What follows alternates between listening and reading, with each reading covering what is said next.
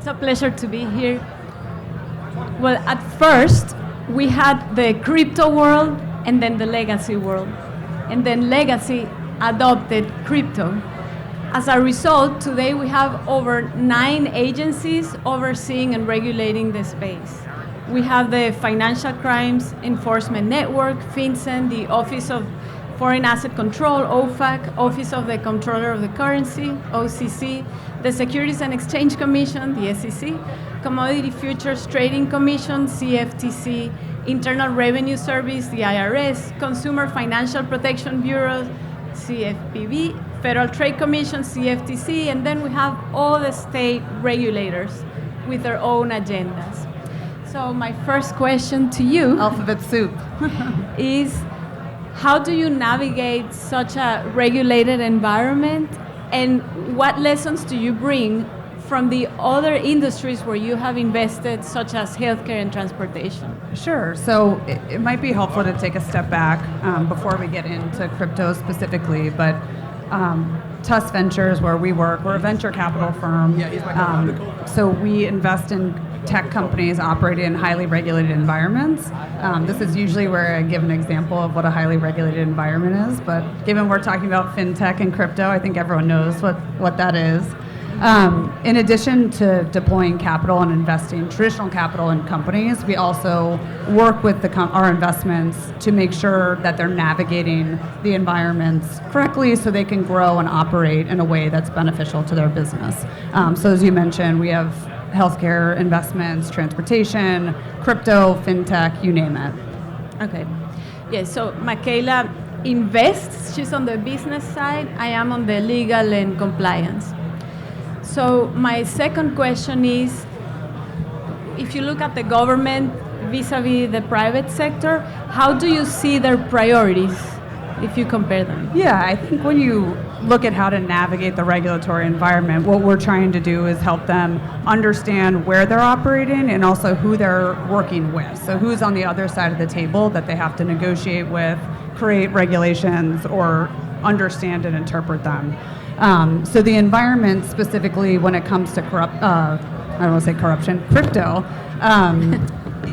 it's undergone a tectonic shift in the last 6 to 9 months. If you think about 9 months ago, that was the Super Bowl, it was the crypto bowl. It was, crypto was everywhere. It was permeating culture, politics, news. And I would say that crypto companies and the industry overall really had the upper hand. They had a lot of money. They were flush with cash in the sense that they could send lobbyists to Capitol Hill. I think a lot of elected officials and regulators were trying to figure out, what is this? We're getting a ton of questions about it. A ton of people are coming to our offices. Mm-hmm. What do we do about it? So it was definitely more of a reactive part on the side of government. After what we've seen the last 6 months, I think that's completely shifted, where crypto companies have pulled back. I think they're being more judicious about where they're spending money, how much time they want to be spending on Capitol Hill versus just growing and running their businesses. And so you're beginning to see more of a slow pace when it comes to all the different agencies and how they're working and still trying to figure out what the best way to regulate this environment is. Thank you. And where do you see priorities differing or aligning vis-a-vis like gun control, elections, other political items? Yeah, I think in addition to understanding the environment you're operating in, you have to understand the stakeholders that you're working with. So if you break it down into, on one hand, you have government officials, so that could be regulators, staffers, elected officials, members of Congress, and then you have entrepreneurs. And if you have to think about their appetite for risk, you have to think about the speed in which they operate, what their priorities are, and their knowledge on different areas. Elected officials and folks in government, they're notoriously slow, notoriously bureaucratic, and their knowledge on these topics, as you pointed out, there are so many things that they have to worry about on a daily basis, whether that's gun control, getting the Inflation Reduction Act passed, the economy, hurricane relief right now. So understanding that this is not the top of their list, versus on the flip side, when you talk to entrepreneurs, really in any industry, They're moving fast and breaking things. This is what they live, sleep, eat, and breathe, and so it's the only thing that they think about, and they think it's the most important thing in the room, and they really don't understand why everyone's not begging to make this their number one priority as well. Mm-hmm. So that's kind of the number one things we talk about a lot with CEOs is to navigate this and understand it, you really have to understand who's on the other side of the table and where their head is at in these conversations as well. So where do you see the role of the government going forward? Yeah, I mean, I think the government absolutely has to come to the table and play a role in this. I referred to it the other day. It kind of feels like this is a hot potato right now of, federal regulators have said, we're going to write a letter to Congress for them to figure it out. And then Congress is saying, we're waiting for the White House to come out with an executive order to figure it out. So everybody's kind of passing it around right now.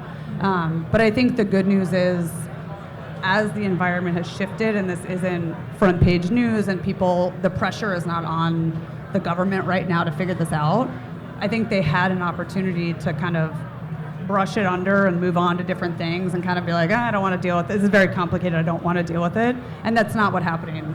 That's not what's happening. I think they're still treating it like it's an important issue. They're putting a lot of time and resources into it with everything else going on. But I will say, as you might have heard, we're entering the midterms, in less than a month. And so the window is closing on how much time this Congress is going to have to pass any bills or make any substantive movement on the topic. So what are your views on timing and next steps? Timing, we're quickly going to go from midterms. I don't want to be the bearer of bad news, but we're going to enter a presidential cycle, which starts, soon after the midterms, where a lot of the focus is going to be on that. For the rest of 2022, I don't think we're going to see any significant action.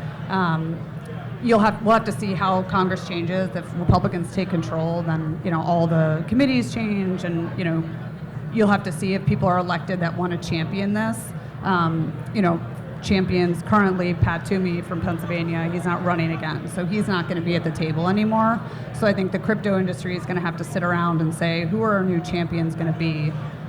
So for 2022, I would not get your hopes up. Next steps, I think stable coins are where the focus is going to be. I think people feel that's a safe territory and a first step to go into. So I think you'll see it from there, but this is definitely not a situation where the government's going to jump in head first in the deep end. They're starting in the baby pool. They're going to go down the steps and be very careful about how they approach this. Okay. So speed is not of the essence here. Okay. So what do you think are the key ingredients for entrepreneurs to succeed in this space? I think having a sense of understanding. So you can tell we're investors, and so we meet with a ton of CEOs and different companies and ideas, and you can tell the minute a CEO walks in and sits at a table when you ask questions of, have you thought about this? What's your plan around it? How do you plan to approach these issues? Some brush it off. I always give the example of a lot of these folks that you're dealing with, they went to Harvard, they went to Stanford, they think they can figure it all out, but they don't understand all the things that I've been talking about of, what the interests of politicians are, what their appetite for risk is. So I think you have to have a CEO and a larger team who understands, this is going to be a slow process, and so making sure that you might have a plan for growth that is at odds with what you're going to be able to do on the regulatory side. So thinking through and taking these issues seriously is definitely an acknowledgement, and working through that is incredibly important. Mm-hmm. Do you operate mostly at the domestic level or also internationally, and how do you see the interplay between U.S. regulation and other countries' regulations? Thankfully, we're only dealing with domestic right now. I will say, the interesting thing about the regulatory environment, especially when it comes to new technologies, is a lot of folk, and we've been talking about Congress and Capitol Hill, and at a federal level, it's incredibly important, but most of where these, another huge part of it is at the state and local. So especially when it comes to healthcare and transportation, we're having, you have to have a knife fight at City Hall in New Jersey versus just going to Capitol Hill and trying to get things changed there. So no, we're not moving on an international level yet, but I think the U.S. government is watching to look and see what other countries are doing. Who's moving forward with things, what steps are they taking. But I think there's a lot of smart elected officials who think this is a moment for America to show we're innovative and future thinking. So I think it's a strategic move for lawmakers to take this seriously and lead on it, and let the rest of the world take cues from us. And what do you think the role of technology is, given the gap between the government and the business community? There's a big gap. If you think 10, 15 years ago, it feels like it's gone by so fast, but a lot of it has shifted in the sense of you used to have Facebook and Twitter and YouTube and others go, meet with electeds, and I think it's something that's very different to them. They don't attend these conferences. They don't really understand innovation in the way that we all probably do.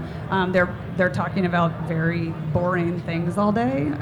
Maybe not boring to them, but so I think that they're very interested in innovation and new technologies. But we've seen kind of the repercussions of some of these technologies. Facebook and Twitter used to make the argument that they're going to have free speech and it was going to be a net positive for society. And these lawmakers are the same ones who've been sitting through endless hearings about their role in the elections and what they're doing to teenagers and things like that. So I think there's more of a degree of skepticism. The one thing I will say is when it comes to regulations, there's a reason that they're there. So especially in healthcare, you're dealing with people's health. In crypto, you're dealing with people's finances. In transportation, it's people's safety. So there's a reason that we focus on these things and take them seriously. And there's a reason we do it slowly to make sure that it's not an overcorrection, but we're also putting up parameters in place that companies can succeed and grow. Okay. So in your experience, is it good for entrepreneurs to approach the government before they move forward, or better to take their GPS and ask for forgiveness? Our approach is always to be proactive. 10, 12 years ago, I think you could have gotten away with you had a little more wiggle room to beg for forgiveness and say, okay, well, we did this, but people really like it. Versus nowadays that seems to be backfiring. And I think you're seeing Gary Gensler and others begin to kind of lay down the hammer for those who are operating in the gray space. He's given a lot of signals to Kim Kardashian famously this week that they're going to have to be begging for forgiveness. And I think that's going to spook a lot of people to move back and not be as proactive in this space. So I'll make one comment on the legal side, because this evolves so quickly. The way we go about it is we take a picture of the laws as they stand at the moment when you begin your business, and that's really what the law requires you to comply with. So we do like an X-ray of where you stand and where the laws stand, and then lead the way. So I wanted to offer, because we still have 6 minutes, if you would like to ask Michaela any questions. Okay, I'll continue then. So do you think there are... Do you have a question? No. So you do have a question?